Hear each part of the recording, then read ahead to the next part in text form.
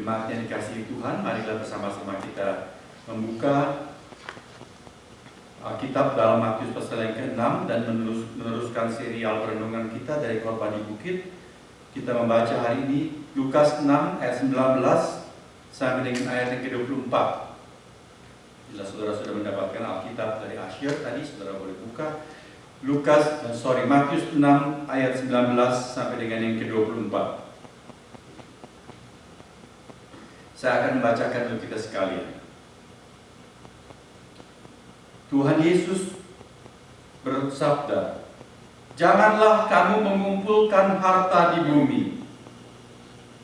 Di bumi ngengat dan karat merusakkannya, dan pencuri membongkar serta mencurinya. Tapi kumpulkanlah bagimu harta di sorga. Di sorga ngengat dan karat tidak merusakkannya, dan pencuri tidak membongkar serta mencurinya. Karena di mana hartamu berada, di situ juga hatimu berada. Mata adalah pelita tubuh. Jika matamu baik, teranglah seluruh tubuhmu. Jika matamu jahat, gelaplah seluruh tubuhmu. Jadi jika terang yang ada padamu gelap, betapa gelapnya kegelapan itu. Tak seorang pun dapat mengabdi kepada dua tuan, karena jika demikian, ia akan membenci yang seorang dan mengasihi yang lain, atau ia akan setia kepada yang seorang dan tidak mengindahkan yang lain. Kamu tidak dapat mengabdi kepada Allah dan kepada Mammon." Demikianlah sabda Kristus sendiri. Saudara, tanggapan dan reaksi apa yang timbul dalam hati kita ketika tadi mendengar sabda Tuhan tentang janganlah mengumpulkan harta di bumi? Saya menduga bahwa bagian firman ini setiap kali dibacakan, diberitakan, direnungkan, kemungkinan besar rata-rata manusia merasa kurang nyaman dan kurang senang. Karena sejatinya, aslinya kita manusia, umumnya kita fokus mengarah kepada urusan uang dan kita senang untuk mengumpulkan harta. Bahkan itulah yang seringkali menjadi cita-cita. Jika orang tua bertanya kepada anaknya, nanti kamu besar mau jadi apa? Orang tuanya mengharapkan anak itu memilih satu profesi, bukan hanya yang dia senang, bukan hanya bakatnya, tapi juga nanti yang produktif, yang banyak hasil. Dalam hal ini adalah uang dan kekayaan. Saya juga yakin bahwa ketika Tuhan Yesus mengkhotbahkan hal ini, khotbahnya ini kurang populer. Rasanya akan lebih banyak sambutan kalau Tuhan Yesus berkhotbah tentang berkat-berkat bila orang percaya kepada Tuhan, menjadi makmur, kaya, dan sejahtera, seperti banyak dikumandangkan akhir-akhir ini di dalam aliran teologi prosperity atau teologi kemakmuran. Nah, untuk merenungkan firman ini dan menangkap intisarinya, lalu bisa menerima dengan baik, saya pikir baik bila kita memikirkan apa sih sebetulnya maksud tujuan Tuhan Yesus ketika dia berkata, "Janganlah kamu mengumpulkan harta di bumi," dan seterusnya.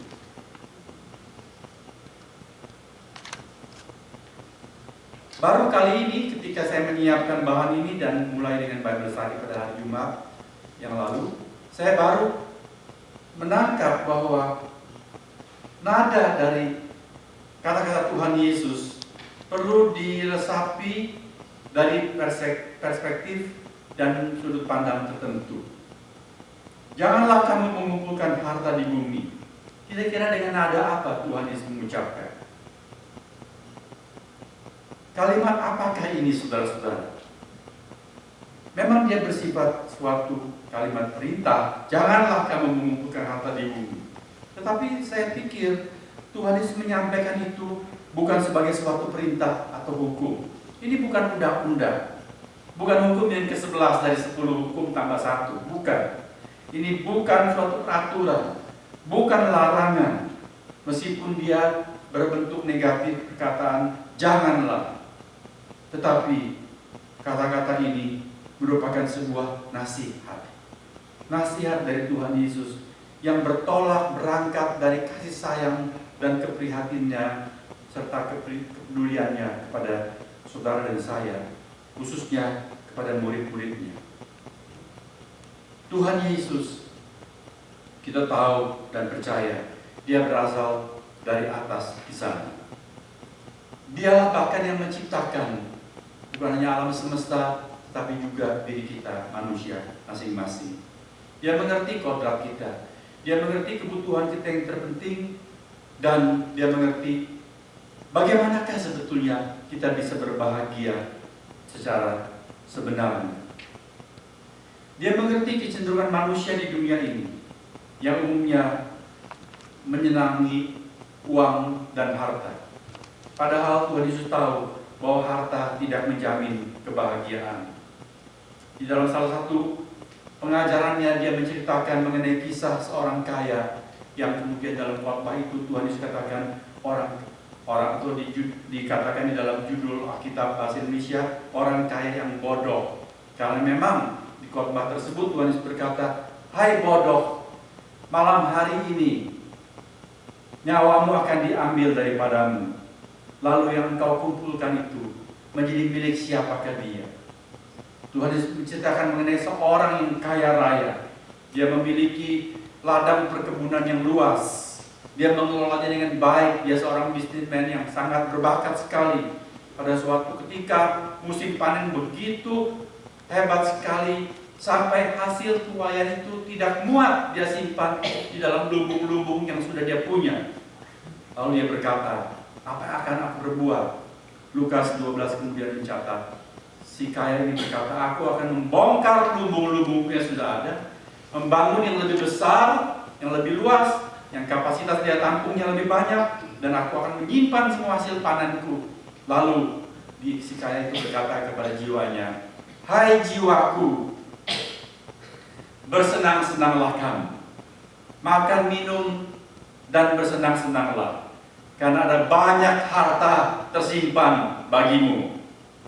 Lalu Tuhan mengatakan, "Malam hari ini juga nyawamu diambil, lalu yang kau simpan itu untuk siapakah semuanya?" Saudara-saudara, seorang bernama Martin Van Bie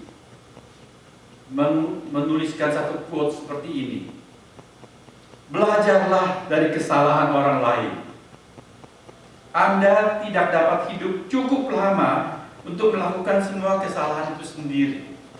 Mari kita simak kata-kata mutiara ini. Belajarlah dari kesalahan orang lain.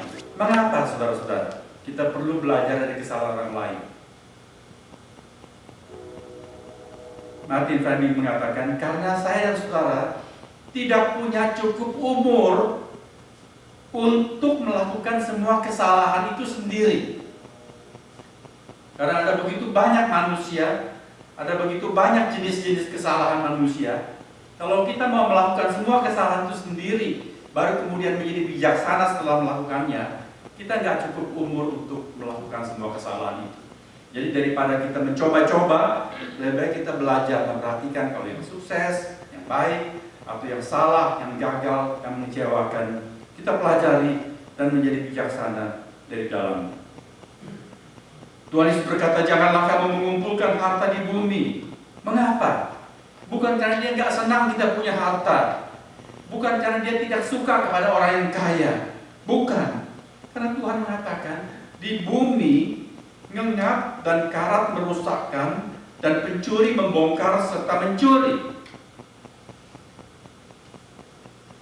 Di zaman itu, pakaian merupakan satu aset kekayaan.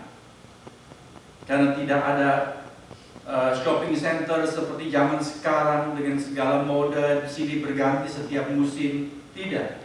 Mereka juga pakai pakaian tidak banyak mode, begitu-begitu saja. Seperti kalau kita lihat pakaian orang Timur Tengah, ya semacam jubah, semacam daster, begitu ya begitu saja. Tapi bahannya menentukan nilai aset tersebut. Ada bahan dari sutra ungu, ada dari kain linen yang bagus, dan orang-orang biasa tidak bisa memiliki. Jadi orang-orang kaya menyimpan banyak pakaian yang mahal-mahal. Itu menjadi simbol kekayaan mereka. Tetapi waktu pakaian itu disimpan, meskipun coba diberikan pengawet macam kapur barus dan penolak hama, ada saja jenis kutu yang akan merusak pakaian tersebut. Satu waktu ketika dia mau pakai, ternyata ada kutu kecil yang sudah makan melubangi kain itu. Dan dia bukan cuma melubangi satu lapis, tapi dia menembus seluruh lapisan itu. Jadi ketika pakaian itu dibuka, di sini bolong, di situ bolong, tembus semua, karena dia menembus seluruh lipatan. Jadi rusak. Ada karat yang merusak. Logam bagaimanapun dia bisa rusak. Mobil kita yang bagus, karena hujan dan lumpur dia bisa berkarat dan kemudian keropos. Kita sudah mengalami itu terutama di Indonesia. Karena kalau air pasang dari laut masuk, di jalanan banjir itu bercampur air asin, dan kita mengalami mobil yang bagus pun akhirnya menjadi keropos. Atau pencuri membongkar serta mencurinya. Saudara-saudara, itu semua akan mengecewakan bila kita sangat menyayangi harta benda. Ada seorang pria yang baru membeli rumah mewah dan mengisinya dengan perabot-perabot yang mahal dan mengagumkan. Lalu dia mengajak seorang sahabatnya melihat-lihat rumahnya.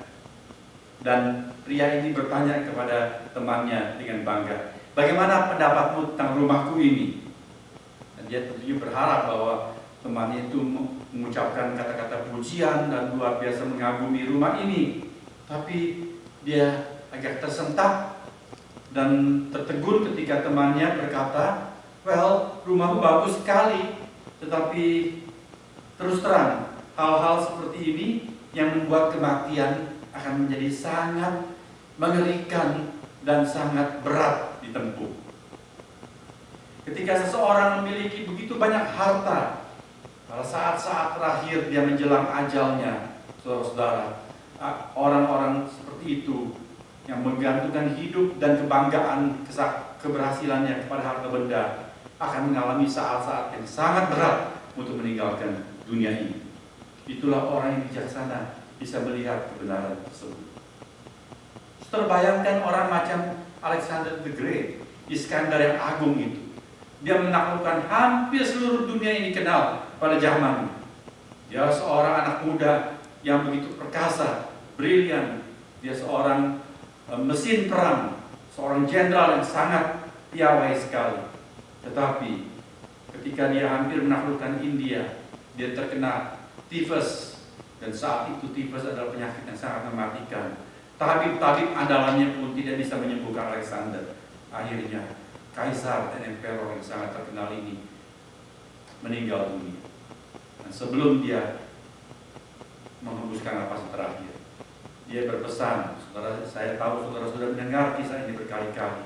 Dia pesan kepada para jenderal dan orang-orang dekat di sekitarnya, "Nanti kalau engkau menempatkan aku di dalam keranda jenazahku, di dalam peti jenazahku, jangan lupa lubangi peti itu kiri kanan." Untuk apa? Untuk julurkan tanganku dari kedua lubang itu. Kemudian arak peti itu sepanjang perjalanan dan taburkan emas permata yang sudah aku miliki begitu banyak. Dan biarlah seluruh dunia melihat bahwa Alexander the Great menaklukkan seluruh dunia, memiliki begitu banyak kekayaan, tetapi ketika dia meninggal dunia, tidak ada satupun yang bisa dia bawa. Saudara, Tuhan Yesus mengerti keadaan ini. Kalau kita mengandalkan harta kekayaan sebagai sumber kebahagiaan kita, kita akan kecewa pada akhirnya. Konon orang-orang yang bijaksana memperhatikan bahwa ketika seorang bayi dilahirkan, tangannya itu menggapai-gapai dan mencengkeram segala sesuatu. Tapi ketika seorang manusia meninggal dunia, begitu napasnya dia hembuskan terakhir, kemudian perlahan-lahan otot-otot jari jemari itu terbuka dan tangan itu akan posisi seperti ini. kita datang dengan telanjang, kita pulang pun tidak membawa apa. Firman Tuhan berulang kali memberitahukan hal ini. Tahukah saudara bahwa Tuhan Yesus berkhotbah mengenai harta dan uang itu lebih banyak daripada Tuhan Yesus berkhotbah mengenai surga dan neraka? Karena apa? Karena Tuhan Yesus sungguh mengerti kebutuhan kita manusia. Bukan mengenai harta, tapi mengenai tipu daya kekayaan yang membuat kita di ujung perjalanan hidup kita mengalami kekecewaan kalau kita tidak mengerti bagaimana menyikapi dan mengelola harta pemberian yang Tuhan berikan kepada kita. Perlu kita ingat bahwa latar belakang dari rangkaian khotbah di bukit ini boleh dikatakan itu berangkat dari Matius pasal 5 ayat ke-20. Ketika Tuhan Yesus berkata, jika hidup keagamaanmu tidak lebih benar daripada hidup keagamaan ahli-ahli Taurat dan orang-orang Farisi, sesungguhnya kamu tidak akan masuk ke dalam kerajaan surga. Jadi khotbah-khotbah setelah ayat 20 dari pasal 5 ini, semuanya itu berlatar belakang perbandingan dengan kehidupan agamawi ahli Taurat dan orang Farisi. Mereka itu sangat legalistis sekali, mengurusi hal-hal yang kelihatan di luar. Mereka bilang pokoknya tidak membunuh, tapi marah dalam hati tidak mereka urus. Lalu Tuhan berkata, kalau kamu hidup hanya seperti mereka, cukup tidak membunuh, tapi kamu menyimpan dendam, sakit hati, kemarahan, tidak bisa mengampuni, kamu tidak bisa masuk dalam kerajaan surga. Saudara, ini bukan cuma sekedar kamu tidak bahagia, tapi urusannya adalah surga. Dan selanjutnya semua uraian adalah untuk hal tersebut. Termasuk ketika Tuhan Yesus berbicara, janganlah kamu mengumpulkan harta di bumi. Karena apa? Karena itu menentukan kita ini bagian surga atau neraka. Ahli Taurat dan orang-orang Farisi, mereka itu berfokus kepada harta kekayaan. Ketika Tuhan Yesus khotbah tentang pengelolaan uang, kejujuran dan sebagainya, mereka tidak senang. Saudara boleh buka nanti Injil Lukas pasal 16, dikatakan ketika Tuhan bercerita mengenai juru kunci yang cerdik, lalu perumpamaan Lazarus yang miskin dan orang kaya yang tidak dikenal itu, orang-orang Farisi tidak suka. Ketika Tuhan berkata, barang siapa yang setia kepada hal yang kecil akan setia pada hal yang besar, dan seterusnya, mereka tidak suka dengar itu semua. Karena apa? Karena mereka mencintai uang. Para imam di zaman itu adalah orang-orang kaya raya. Mereka berbicara mengenai kesucian agamawi, tetapi mereka melakukan kolusi dan koneksi dengan para pejabat Romawi dan memenangkan banyak tender-tender.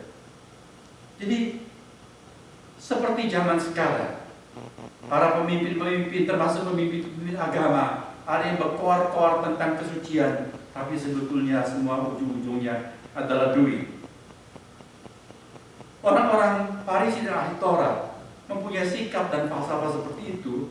Mereka merasa mempunyai dasar, karena dalam perjanjian lama, khususnya di kitab Musa, di Ulangan pasal 28, ketika mereka mau masuk ke tanah perjanjian, memang Tuhan bersabda, jikalau kamu baik-baik memperhatikan dan melakukan firman-Ku ini, maka kamu akan mengalami berkat. Berkat di dalam usaha, berkat dan seterusnya, semuanya bersifat kekayaan. Jadi kemudian mereka mempunyai satu teologi bahwa kekayaan merupakan tanda orang diperkenan Tuhan. Mereka melihat secara terbalik. Memang jika orang hidup sesuai dengan semua hikmat dan firman Tuhan, dia akan hidup cukup. Dan tidak mustahil juga memang Tuhan memberkati dia dengan kekayaan. Tetapi tidak bisa dibalik, bahwa orang kaya itu adalah bukti bahwa orang itu diberkati Tuhan. Sebab ada banyak orang ateis, orang tidak percaya kepada Allah, orang menghujat Allah, mereka juga sukses, bahkan lebih sukses dari orang-orang yang rohani. Begitu banyak orang kaya, mereka tidak percaya kepada Tuhan. Tapi orang-orang Farisi ini kemudian mengukur kehidupan rohani dari kekayaan. Mereka mengejar kekayaan dan mereka pamer bahwa mereka kaya, berarti mereka itu diperkenan Tuhan. beres hidup keagamaannya. Tuhan Yesus berkata, hati-hatilah. Kalau hidup keagamaanmu tidak lebih baik dari orang-orang Farisi dan ahli Taurat, kamu tidak dapat masuk ke dalam kerajaan surga. Jadi maksud Tuhan Yesus sekali lagi adalah sangat baik ketika dia mengatakan ini. Bukan untuk membuat kita jadi serba salah dan kikuk, tetapi justru supaya kita leluasa di dalam hidup ini. Apakah artinya mengumpulkan harta di bumi? Janganlah kamu mengumpulkan harta di bumi. Apa maksud Tuhan Yesus? Itu bukan berarti bahwa kita tidak boleh punya milik. Karena Tuhan menghargai milik seseorang. Di dalam 10 hukum dikatakan, jangan kamu menginginkan milik sesamamu manusia. Berarti setiap orang punya milik. Allah pun mengerti, dan orang lain harus menghargai milik sesamanya dan tidak boleh menginginkan. Kita boleh mempunyai milik. Bahkan di dalam surat Timotius pasal yang ke-6 Rasul Paulus berkata, Allah memberikan segala sesuatu untuk kita miliki dan nikmati. Janganlah kamu mengumpulkan harta di bumi. Itu bukan berarti kita harus menjual semua milik kita dan mensedekahkannya kepada fakir miskin. Ada orang yang menekankan hal ini sebagai suatu seperti semacam kewajiban dan suatu standar kerohanian seorang murid Tuhan. Sebenarnya perintah itu adalah hanya kepada satu orang, yaitu kepada seorang anak muda yang kaya. Dia datang kepada Tuhan Yesus dan berkata, "Hai guru yang baik, apa yang harus aku lakukan supaya aku beroleh hidup yang kekal?" Lalu Tuhan mengacu kepada apa yang kamu dengar dari kitab Taurat. Ya, aku harus 10 hukum dia sebutkan ini. Lalu Tuhan Yesus katakan, lakukanlah itu. Wah, aku sudah lakukan semuanya. Lalu Tuhan berkata, pulanglah kamu, jual seluruh milikmu dan sedekahkan kepada orang miskin, kemudian ikutlah aku, maka kamu akan beroleh banyak harta di sorga. Jadi ada orang yang mengatakan untuk memperoleh harta di sorga kita harus menjual seluruh milik kita. Saudara, jangan salah. Tuhan tidak pernah memerintahkan kita menjual seluruh harta milik kita. Saudara lihat, Tuhan tidak pernah memerintahkan kepada Marta, Maria, kepada Petrus dan lain-lainnya untuk menjual seluruh miliknya. Tidak. Tuhan hanya berkata kepada si muda, anak muda yang kaya ini, karena apa? Karena kecintaannya kepada harta menjadi penghalang antara dia kepada Allah. Dia berkata dia ingin hidup yang kekal, tetapi sebetulnya kerinduannya itu bukan kepada Allah. Dia ingin berpijak di dua perahu. Di dunia, dia ingin menikmati harta kekayaan. Dia ingin menjadi orang yang paling kaya. Itulah kebahagiaan di dunia. Tapi dia tahu suatu hari dia akan meninggal dan dia ingin mendapatkan hidup yang kekal. Tuhan melihat sikapnya yang mendua ini. Dia ingin mau enak di sini, mau enak di sana juga, dan hatinya tidak lurus kepada Allah. Dia berkata dia sudah mentaati seluruh perintah Allah, tapi sebetulnya itu dia lakukan bukan karena dia mencintai Allah. Cintanya adalah pada harta benda. Maka Tuhan Yesus menyelesaikan simpul persoalan, menusuk langsung ke jantung masalah. Juallah seluruh harta benda. Lihatlah apakah kamu mentaati firman Tuhan atau tidak. Yang berkata, hendaklah engkau mengasihi Allah Tuhanmu dengan segenap hatimu dan kasihilah sama manusia seperti dirimu sendiri. Ternyata anak muda ini balik kanan dengan wajah muram. Dia pergi meninggalkan Tuhan Yesus.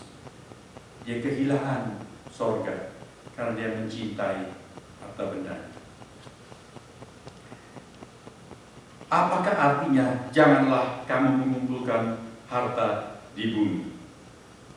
Itu bukan berarti kita tidak boleh punya tabungan, savings account atau perencanaan keuangan untuk kebutuhan masa depan.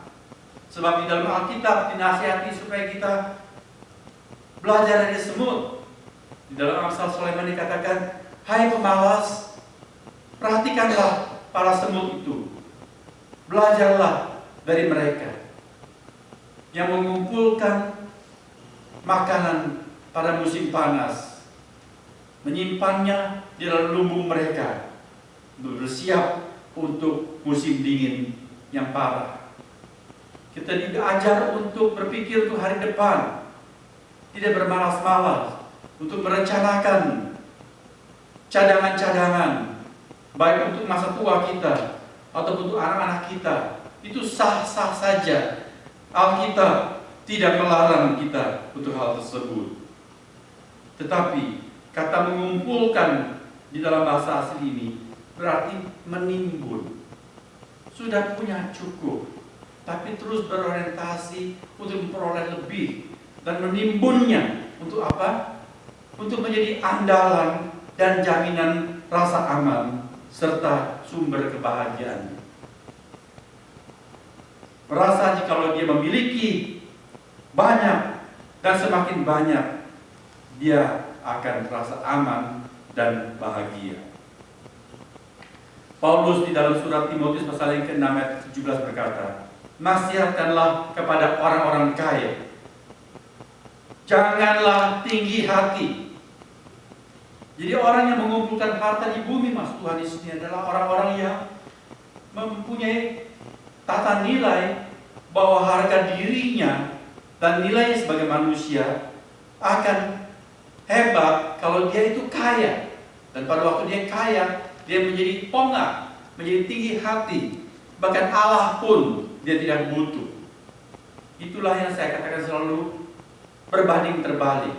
Ketika manusia bertambah makmur, bertambah kaya, umumnya 99% orang itu kurang berminat kepada Allah. Di dalam kitab Raja-Raja dikatakan Israel dan Yehuda, mereka meninggalkan Allah ketika mereka mengalami kemakmuran. Itulah suatu dalil yang tidak kalau kita cermati akan mencelakakan kita sendiri. Paulus berkata, nasihatkan orang kaya supaya mereka jangan tinggi hati dan jangan berharap pada sesuatu yang tidak tentu seperti kekayaan.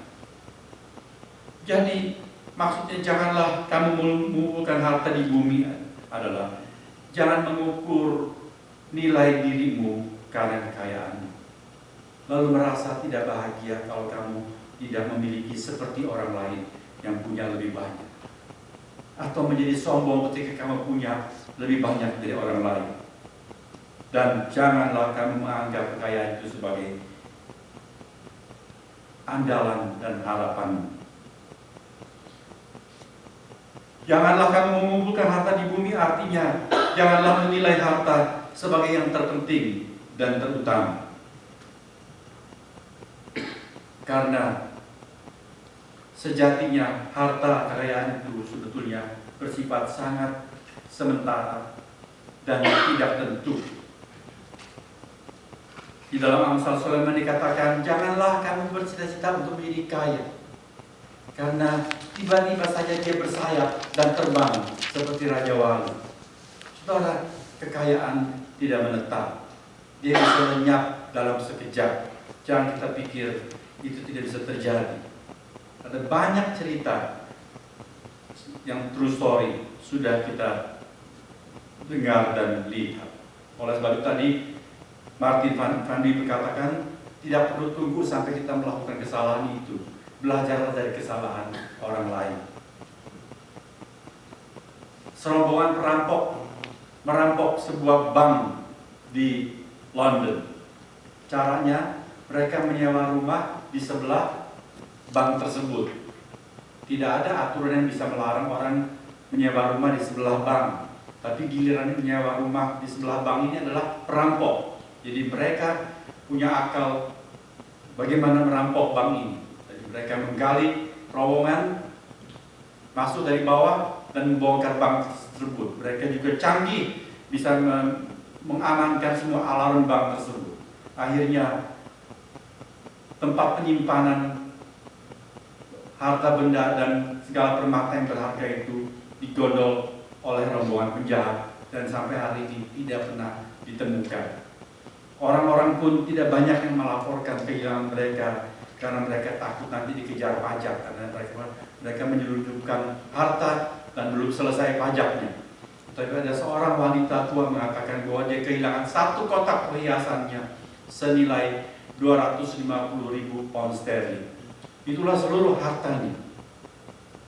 Dan dia tidak mengasuransikannya sebab dia pikir bank itu adalah tempat yang sangat aman, banknya sangat terkenal. Dia punya deposit box di sana yang begitu canggih pengamanannya. Dia pikir safe, dia juga tidak asuransikan. Tapi seluruh andalannya itu lenyap. Banyak kisah-kisah seperti itu. Seorang hamba Tuhan bercerita, dia mendengar ayahnya menceritakan sebuah kisah nyata. Ketika Tiongkok dilanda perang, orang-orang mengamankan hartanya dengan banyak macam cara. Seorang kaya menukar seluruh hartanya dengan lempengan-lempengan emas. Dan kemudian bagaimana dia simpan emasnya itu? Oh, dia punya akal yang hebat sekali. Diambil sebatang bambu, dia lubangi semua tengahnya, dan kemudian batangan-batangan emas itu dia masukkan dalam bambu. Dan bambu ini sekarang dia pakai menjadi tongkat. Seperti biasa orang-orang tua pakai tongkat. Jadi dia jalan kemana-mana bawa tongkat. Dia yakin bahwa tidak ada pencuri yang akan merampok tongkat. Mana ada rampok mau mengambil tongkat. Tapi ketika Tiongkok dilanda peperangan, Jepang masuk ke sana. Waktu dia jalan, antrian orang begitu banyak sedang mengalami pemeriksaan. Prajurit-prajurit Jepang sedang melakukan penggeledahan. Orang di sana berdesak-desakan. Si Jepang memerintahkan supaya tertib, tapi orang tidak mau dengar. Akhirnya prajurit Jepang itu lihat kiri kanan apa yang bisa dia lakukan. Dia lihat si tua ini bawa tongkat. Maka dia pinjam tongkatnya untuk pukulin orang-orang yang sedang ngantri itu. Dan tidak usah kita perpanjang ceritanya, tongkat itu tidak dikembalikan oleh si Jepang. Saya nggak tahu mengapa. Yang pasti seluruh harta yang pikir sudah diamankan oleh pemilik ini tidak kembali kepada dia. Itulah dunia. Tuhan katakan, jangan kamu mengumpulkan harta di bumi. Kesatu, kamu akan kecewa pada akhirnya. Kedua, karena di mana hartamu berada, di situ juga hatimu berada. Di manakah kita menyimpan harta kita? Tuhan Yesus katakan, janganlah kamu mengumpulkan harta di bumi, tetapi kumpulkanlah bagimu harta di sorga. Sebab di mana hatimu berada, di mana hartamu berada, di situ juga hatimu berada. Seorang pendeta di New York yang terkenal, dia berkata demikian. Kalau kita tidak terlalu suka kepada ibadah dan firman Tuhan, bahkan tidak suka mendekat kepada Allah sendiri, apa sungguh kita akan suka untuk tinggal di sorga? Karena di sorga kita itu bersekutu dengan Allah selama-lamanya. Saudara-saudara, hamba Tuhan itu berkata secara jeli sekali, jikalau hati kita terpikat begitu erat kepada dunia, kepada harta benda dan kekayaan, sebetulnya kita sudah tahu orang seperti itu tidak akan sampai ke surga. Sebab di surga nanti dia tidak bakalan betah. Sebab suasananya beda sama sekali.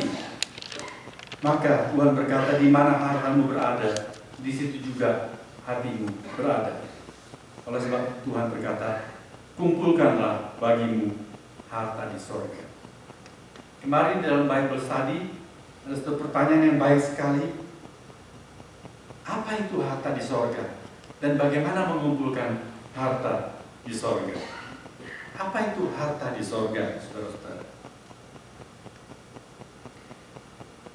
Ketika satu keluarga mengalami perkabungan, orang yang mereka kasihi meninggal dunia, orang kadang sering menghibur dengan berkata, sudahlah, dia sudah senang sekarang, sudah dapat rumah abadi di sana.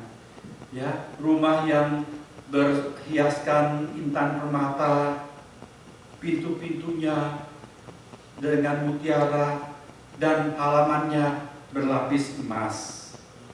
Apakah sebetulnya harta di sorga? Mengapakah kita kepingin ke sorga, saudara-saudara? Ada lagi yang berkata, relakanlah dia pergi.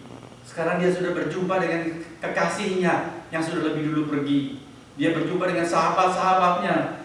Dia berjumpa dengan anaknya yang sudah lebih dahulu kembali ke sana, dan sebagainya. Saudara-saudara, mau apa kita ke sorga?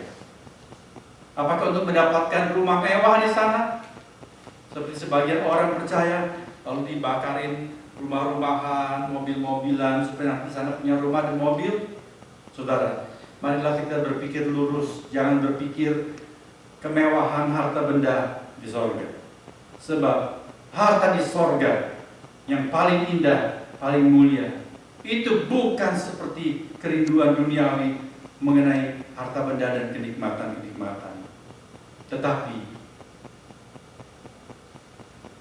berhadapan wajah dengan Allah sendiri, bersekutu dengan Dia yang paling mengasihi kita, yang paling mengerti kita. Saudara, dengan siapakah di dunia ini kita senang bersama-sama? Bukankah dengan orang yang paling mengasihi kita, yang paling peduli kepada kita, paling mengerti kita, rela untuk bahkan menderita bagi kita? Saudara, tidak ada orang lain seperti itu kecuali Yesus Kristus. Dia peduli kepada kita orang demi seorang. Dia tidak pilih kasih, dia tidak punya anak emas. Untuk setiap orang dia datang, dia mati untuk setiap pribadi, untuk saya sebagai individu dan untuk saudara juga sebagai seorang pribadi. Harta di sorga adalah persekutuan kita dengan Allah, mengenal Dia dengan begitu akrab. Tuhan Yesus memberikan definisi di dalam Yohanes pasal 17 ayat yang ketiga. Inilah hidup yang kekal itu. Untuk masuk surga perlu hidup kekal, bukan? Percaya Tuhan Yesus mendapatkan hidup kekal. Apa itu hidup kekal, saudara-saudara? Hidup kekal bukan cuma boleh masuk surga, hidup selama-lamanya nikmat di sana. Perhatikanlah definisi yang Tuhan Yesus berikan. Inilah hidup yang kekal itu, yaitu bahwa mereka mengenal Engkau, satu-satunya Allah yang benar, dan mengenal Yesus Kristus yang telah Engkau utus. Jadi apakah itu harta di sorga? Itulah hidup kekal. Apa itu hidup kekal? Mengenal Allah, mengenal Tuhan Yesus.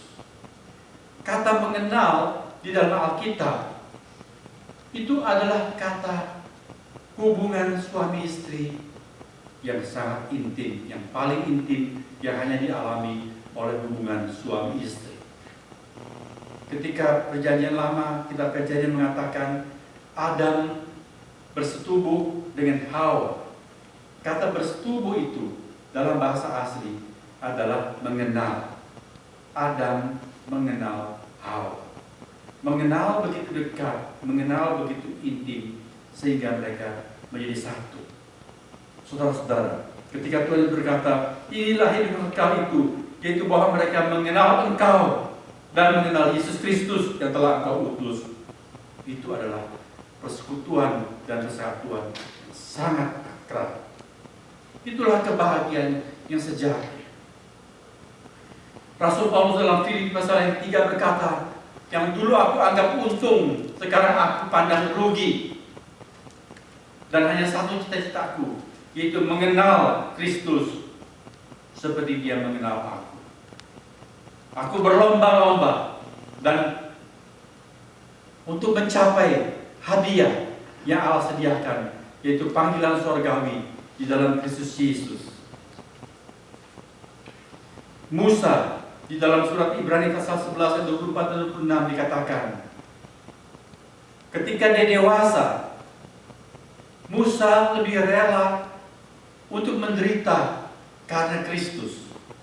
Dia memilih menderita bersama dengan Kristus daripada menikmati harta Mesir, sebab dia memandang kepada upah.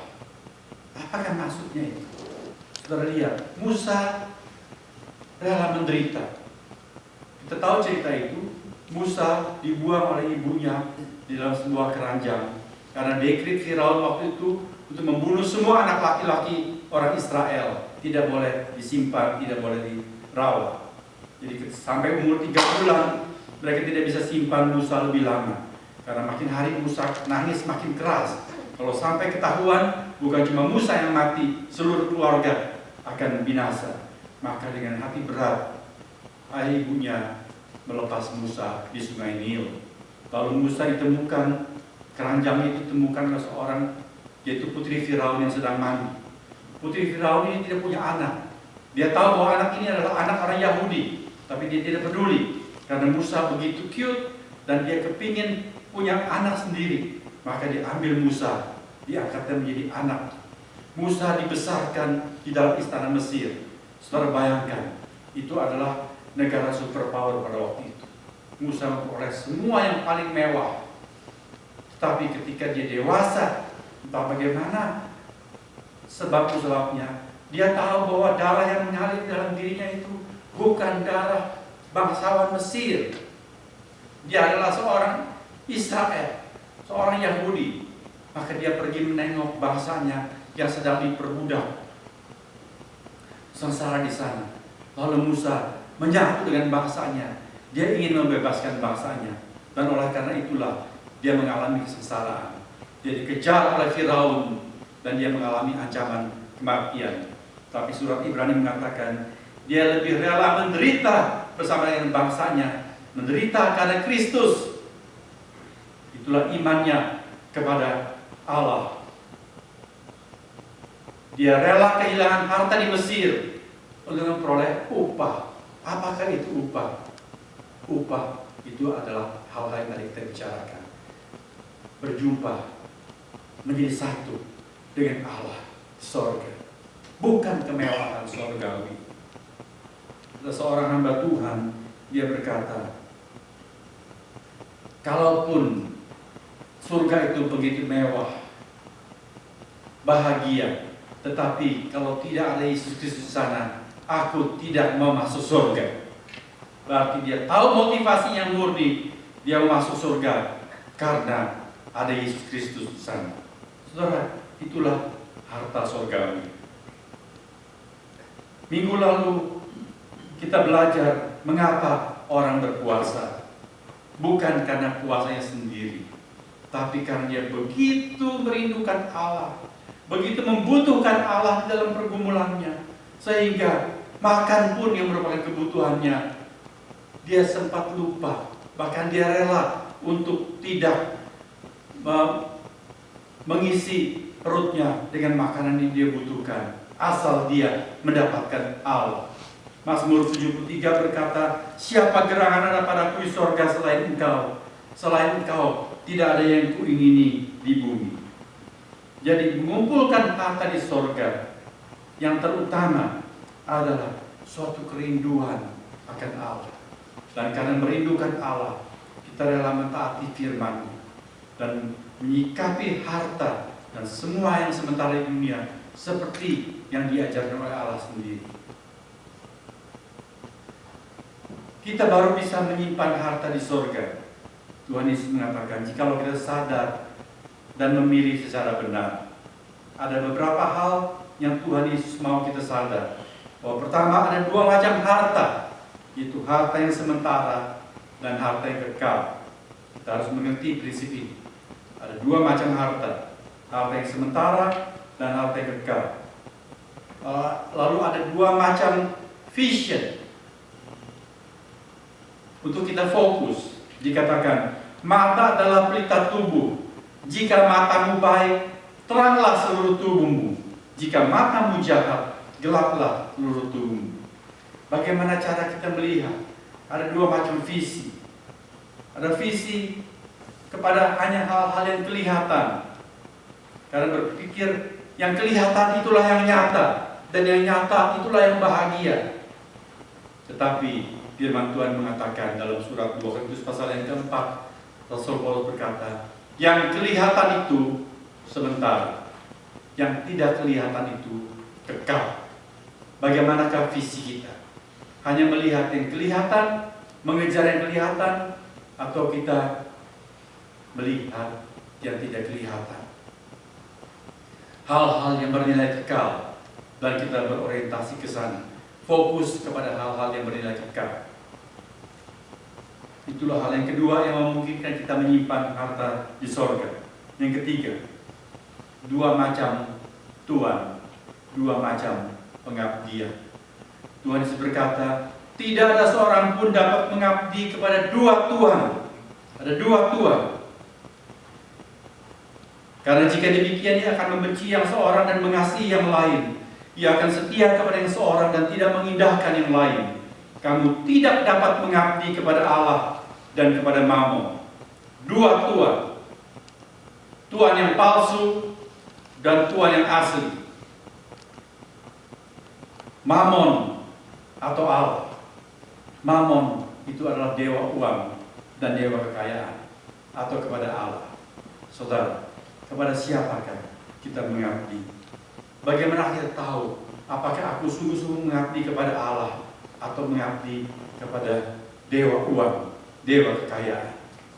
Saudara, jikalau kita harus memilih siapakah dan apakah yang kita pilih, kalau ada dua tawaran, satu kegiatan yang menghasilkan rezeki duniawi dan satu kegiatan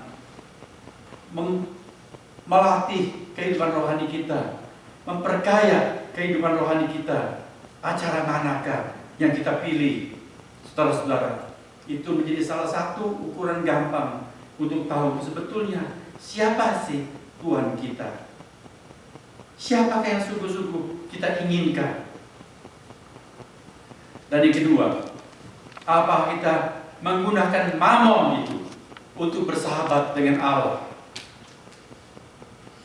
Di dalam Lukas 16 ada seorang bendahara. Dia orang kepercayaan seorang kaya raya. Tapi bendahara ini curang dan ketahuan. Dia akan dipecat. Lalu dia pikir, waduh, bagaimana kalau aku dipecat nanti? Pasti semua hartaku akan dibekukan, sebab itu merupakan hasil korupsi. Lalu aku sendiri akan dipenjara. Atau kalaupun tidak dipenjara, aku mau bagaimana? Mencangkul, aku tidak kuat. Mengemis, aku malu. Lalu dia bilang, aku tahu apa yang aku kerjakan. Tuhan Yesus menceritakan orang ini kemudian menjalin persahabatan dengan orang-orang yang mengambil kredit kepada tuannya. Dia datang kepada si A, kamu berhutang berapa banyak kepada tuan? 100 tempayan minyak. Mana surat hutangnya? Sobek saja. Sobek, aku bikinkan surat hutang yang baru. Sebab surat hutang itu kan yang buat si bendahara ini. Ganti, jangan 100 tempayan, bikin 50 saja. Kamu berhutang berapa banyak? 100 pikul gandum. Mana surat hutangmu? Sobek, aku bikin yang baru. Tulis saja 50. Wah, tentu orang-orang itu berterima kasih sekali kepada si bendahara yang tidak jujur ini. Tuhan Yesus berkata, anak-anak dunia ini lebih cerdik dari anak-anak terang. Mereka berpikir mengenai hari depan. Aku pasti dipecat. Celaka aku kalau tidak punya sahabat yang menerima aku. Lalu dia menggunakan jalinan urusan keuangan, urusan bisnis, urusan kekayaan untuk mendapatkan sahabat. Supaya nanti kalau aku dipecat, ada sahabat-sahabat baruku yang akan menyambut aku dan memberi aku pekerjaan. Aku punya income yang baru. Tuhan berkata, gunakanlah mamon yang tidak jujur itu. Uang yang sementara, kekayaan yang fana di dunia ini untuk menjalin persahabatan dengan Allah. Apa maksudnya? Kalau kita mengabdi kepada Allah, maka kita akan menggunakan uang, kekayaan, dan semua kesempatan yang fana di dunia ini untuk menjalin persahabatan dengan Allah. Kita melakukan yang Allah suka. Tuhan katakan, berikanlah apa yang lebih ada padamu. Sedekahkanlah itu kepada orang-orang yang tidak seberuntung kamu. Waktu Tuhan Yesus datang kedua kali, dia berkata, masuklah kamu ke dalam kebahagiaan yang disediakan bagi kamu. Karena pada waktu aku lapar, engkau memberi aku makanan. Pada waktu aku bertelanjang, engkau memberi aku pakaian. Pada waktu aku di penjara, engkau menengok aku Dan selanjutnya, saudara-saudara, itulah artinya bersahabat dengan Allah, menggunakan semua prasarana di dunia ini. Siapakah yang kita layani sebetulnya? Itu perlu kita kaji, supaya kita dimungkinkan menyimpan harta di sorga. Ujung perjalanan hidup kita tidak meninggalkan dunia dengan hati berat, sebab kita tahu kita pasti disambut di sana. Sebab kita sudah menempuhnya dengan sikap yang benar, memilih secara benar dari pilihan-pilihan yang cuma dua macam ini: harta yang sementara atau harta yang kekal. Melihat hanya yang kelihatan atau dengan iman melihat dan merindukan yang tidak kelihatan. Dan yang ketiga, memilih mengabdi kepada Tuhan yang sepatutnya diabdi, atau mengabdi kepada Mamon yang licik dan yang curang. Jadi ya, Tuhan memberkati kita seperti maksud tujuannya, kita menjadi orang-orang yang berbahagia karena tidak terkecoh oleh tipu daya kekayaan di dunia ini. Amin.